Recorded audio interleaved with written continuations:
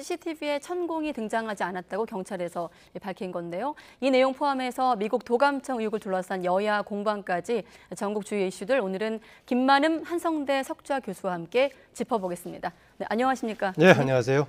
네. 국빈 방미를 앞둔 시점 미국에서 도감청 의혹이 또 불거졌습니다. 외교적인 현안이기도 합니다만 또 내부 정치에서도 지금 정치권에서 공방이 있거든요. 네, 그렇습니다. 지금 우리나라뿐만이 아니라 지금 관련된 다른 나라들이 많죠. 네.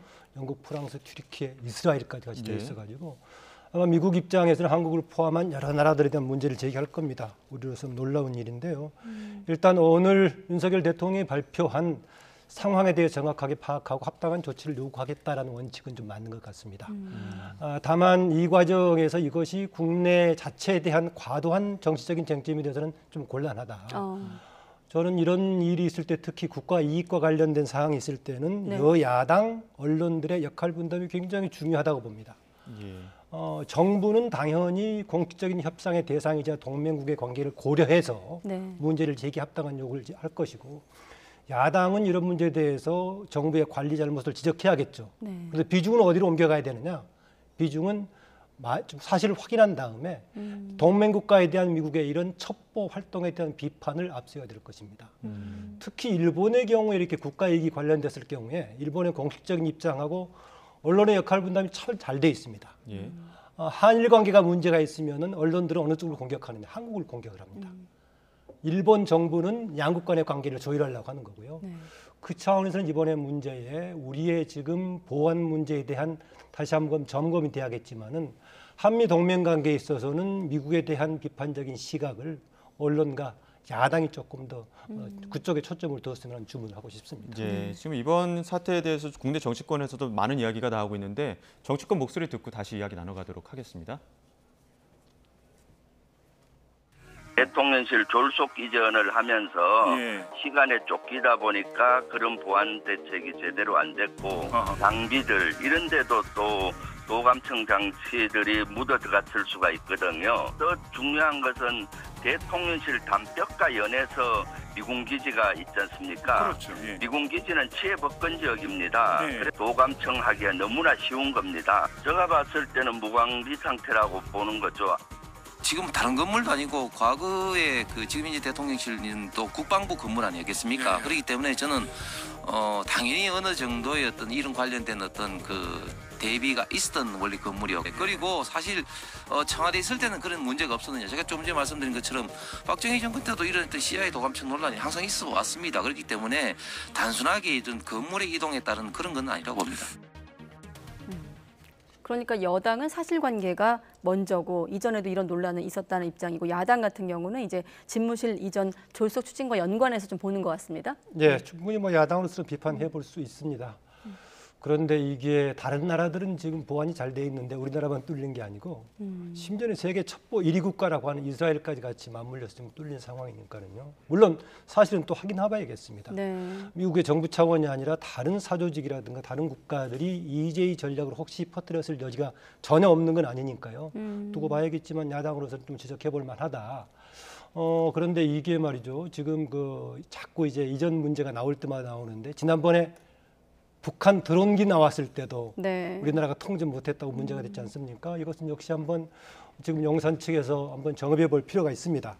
다만 앞서 말씀드렸다시피 이 문제가 나왔을 때 야당은 기본적인 정부 여건에 대한 준비 부족 이런 걸 지적할 수는 있겠지만은 네. 초점은 한미 동맹에서의 미국이 과연 우리를 얼마나 존중하고 있는가 여기에 대한 초점이 주어졌으면 하는가 싶습니다. 예, 네. 국내 정치 현안들도 좀 살펴보겠습니다. 지금 지난 주말에 관심을 끌었던 모습이었는데 대선 경쟁 상대였었던 지금 민주당 전현직 대표 이낙연 전 대표와 이재명 대표가 만났습니다. 예. 장소가 장소이니만큼 원론적인 이야기들만 오갔던 것 같아요. 그럴 수밖에 없는 상황이었죠. 아마 예의상 방문한 게 아니었나 좀 그렇습니다. 이전에 대선 경선 때 있었던 이후로 이낙연 전 대표 진영하고 지금 이재명 대표 진영하고 새로운 관계를 맺는 건 없습니다. 네. 유일하게 당시 경선 과정에 있을 때 이낙연 전 대표 진영의 캠프 자장이라고 할 수 있는 30의원 정도가 경선할 때는 엄청 강하게 공격하다가 이재명 후보로 확정이 됐을 때 의회 마음이 돌려가지고 지원하는 태도를 보였습니다만은 지금 서른 의원도 지금 이재명 당 대표가 된 이후부터는 상당히 공식적으로 나오고 있는 그런 관계입니다. 그리고 또 들어보니까는요. 예. 이낙연 대표의 지금 모임을 이끌고 있는 남평호 그 운영위원장이 전하는 바에 따르면은 이낙연 대표가 현재 한국 정치를 두고 엉터리 대 엉터리의 정치다. 이것을 우리가 지금 헤쳐나가야 된다는 얘기였습니다. 네. 이 이야기하면 뭐가 떠오릅니까? 과거에 대선 때 비호감 경쟁이라고 했던 용어가 떠오르지 않습니까? 네. 그러니까 두 엉터리 여야를 동시에 지적한 바인데 지금 윤석열 정부가 하고 있는 상황에 대해서 문제가 많은 엉터리다라고 얘기하고 있고 대응하고 있는 제1야당도 지금 그런 상황이다라는 들어있는 형편이어서 지금 어제의 방문 이거는 지금 전 대표의 상 더구나 전 총리에다가 경선에 임했던 상대의 지금 상가에 대한 예의 정도의 방문이어서 네. 별다른 대화라든가 무슨 정치적인 쟁점을 논의하는 그런 자리는 아니었다라고 봅니다. 네, 조사가 좀 걸쳐 있기 때문에 좀 네. 조심스럽긴 합니다만 이 현장에서 민주당 지지층 사이에 갈등을 좀 보여주는 단면, 이를테면 지난번 경선 말씀하셨는데 이른바 명락대전이 다시 떠오르기도 하고요. 그런 모습도 노출되긴 했습니다. 이제 그 일부 지지자가 소리쳤죠. 무슨 네. 낯짝을 여기 오느냐라고 상당히 강한 표현까지 했는데 네. 직접적으로는 이낙연 전 대표를 당에서 축소하자는 당의 서명이 있었죠. 7, 8만까지 가고 이런 상황이었는데 예. 당의 전 대표를 더구나 현재 한국에 있지도 않고 미국에서 활동하고 있는 사람을 그렇게 하는 게 맞느냐라고 문제를 지적하면서 나왔던 건데요. 역시 제가 앞서 말씀드렸다시피 이 부분은 좀 해소가 되고 있지 않는 것 같습니다. 서로 간의 감정적인 관계뿐만이 아니라 현재 이재명 대표 체제의 민주당을 보는 시각 자체도 상당히 달리 보고 있어가지고요. 예. 다만 현재 이낙연 전 대표 진영 쪽에서는 당 문제를 가지고 전면에 나서는 사람들은 없습니다. 거의요. 예. 대체로 목소리가 큰 사람들은 이른바 친명 중에서 좀 강경 세력, 초선 몇 사람하고 뭐 안민석, 무슨 뭐 또 정청래 의원 등등이 나오고 있고요. 반면에 여기에 맞서는 사람들이 그러면은 이른바 이낙연 진영이냐 그것도 아닙니다. 네. 아다시피 조응천 뭐 몇몇 사람도 있지 않습니까? 이런 분들은 그냥 비명 차원은 볼 수 있지만 이낙연 계열이 아니어서 현재 밖으로는 이낙연 전 대표 이른바 주변 사람이라고 하는 사람들이 네. 공개적으로 당 문제를 두고 공개적으로 이렇게 맞서고 있는 그런 상황은 아니다라는. 근데 아무래도 총선 1년 앞두고 이제 잠시 귀국을 하다 보니까 이낙연 전 대표에 대해서 어떤 이야기들도 오가고는 있었던 것 같습니다. 당 내부 목소리가 있어서 내부 목소리 듣고 다시 또 이야기 나눠가도록 하겠습니다. 이제 우리 당의 어떤 진로와 관련해서 뭐 영향을 미칠 것이다. 뭐 이런 얘기를 하는 건 저는 굉장히 이른 얘기라고 보고요. 어쨌든 지금은 당 지도부가 있고 당 체제가 정상적으로 가동이 되고 있으니까 그것에 따라서 움직이는 것이지 이낙연 대표는 사실상 그 대선 이후에 정치 활동을 사실상 하지 않고 있는 거니까요. 뭐 당을 위해서 만약에 총선이 다가왔을 때 이재명 대표께서 뭐 이낙연이든 누구든 우리 당의 중요한 인물들을 네. 좀 와서 도와주십시오 할 수도 있는 거고 다음에 어떤 출마를 한다는 거는 본인의 영역이지만 네.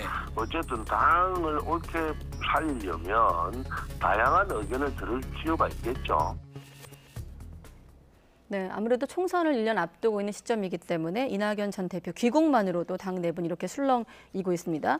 박광원 의원 같은 경우는 굉장히 이른 얘기다라고 선을 그었지만 또 하나 튀는 발언이 친문계인 박재호 의원이 총선 역할론을 또 언급하기도 했거든요. 이제 마침 날짜를 보니까 4월 10일이면 딱 내년 1년 남은 네. 시점이네요. 예. 총선이요. 박광원 의원은 이낙연 대표 체제일 때 사무총장까지 맡았었죠. 아까 그 얘기가 나왔던 이른바 이낙연계의 대표적인 몇 사람 중에 이병훈 의원 등과 더불어서 예. 그런 사람인데요.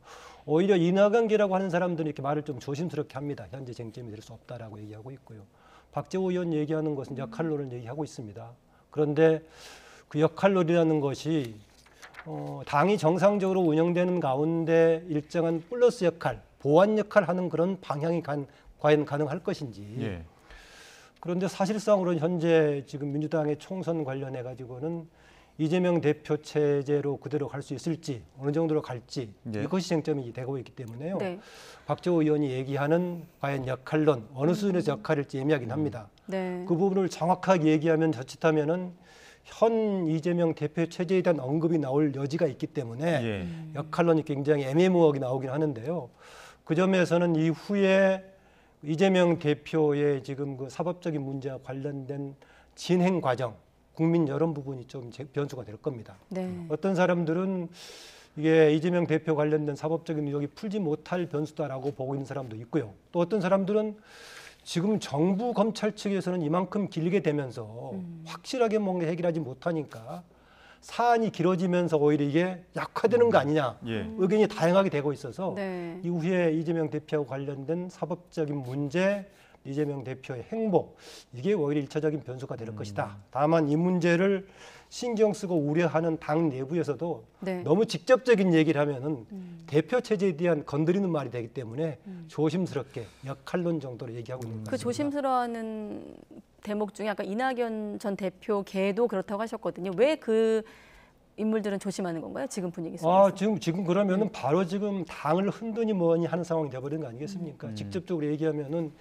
이미 그 1년 반 전에 있었던 2021년 10월에 있었던 당시에 마지막 경선 과정에서 그때부터 논란이 상당히 컸지 않습니까? 네. 마지막 경선에서는 이낙연 대표가 상당히 앞섰던 그래서 매번 경선 때마다 앞서 있다가 막판에 마지막에 이재명 당시 후보가 28대 61로 뒤졌던 그런 상황인데 네. 그 이후로 계속 좋지가 않습니다. 그런데 만약 그 이후로 갈등 문제를 당에도 체제를 흔드는 쪽까지 간다면은 이낙연 대표 계열도 좀 시기상조다라는 문제가 있어서 이 문제에 대해서는 조심스럽게 접근할 수밖에 없을 겁니다. 근데 마침 오늘 이낙연계 싱크탱크 연대와 공생 토론회 열었었는데 이 자리에서는 뭐 태극기와 개딸로 상징되는 팬덤 정치 없어져야 된다, 뭐 대표를 바라보는 정치 종식시켜야 된다 이런 이야기도 나와서 좀 조심스러우면서도 날선 발언들이 있었던 것 같아요.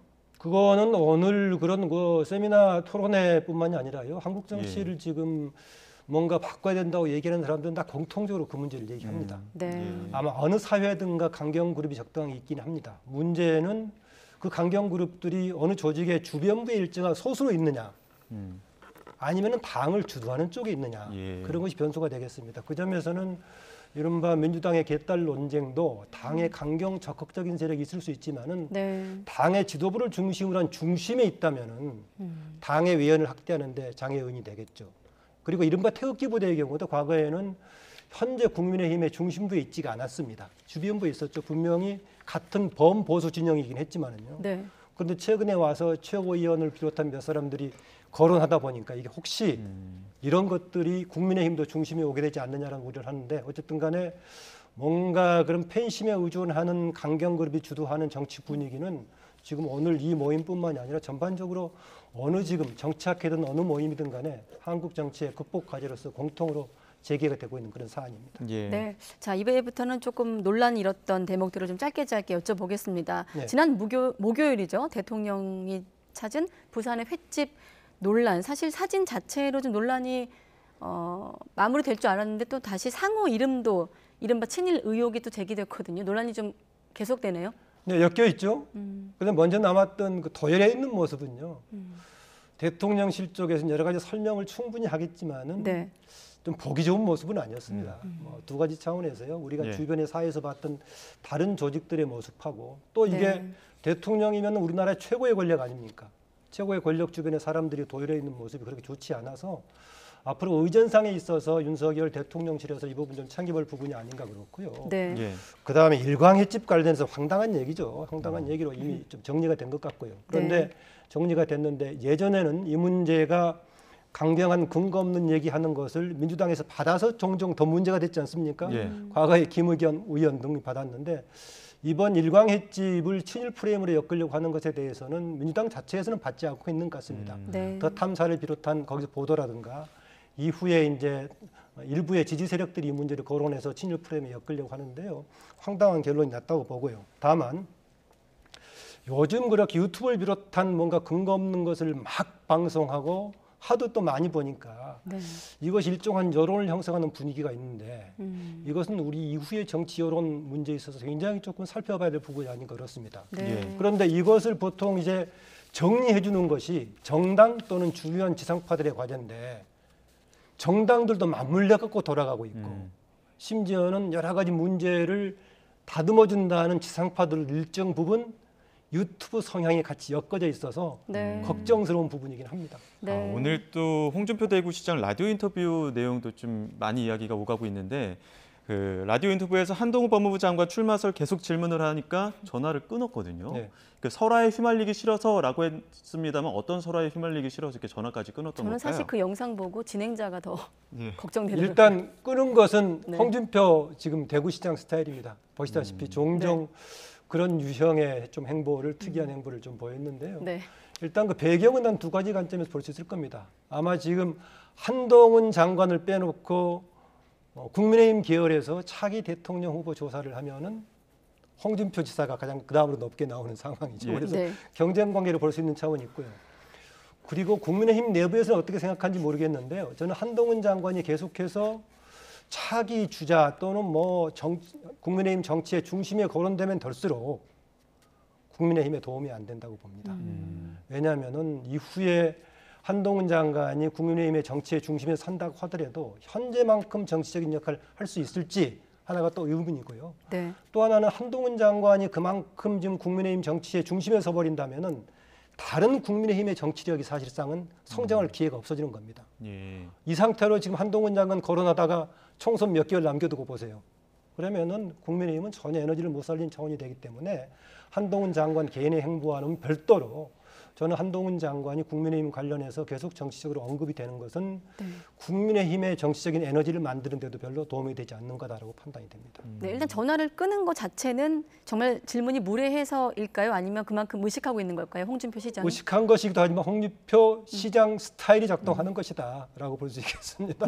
아마 그런 좀 강경한 스타일의 정치인들이 몇 사람 있는데 홍준표 스타일이라고 보고요. 네. 홍준표 아마 본인하고 관련된 경쟁 구도도 있지만은 예.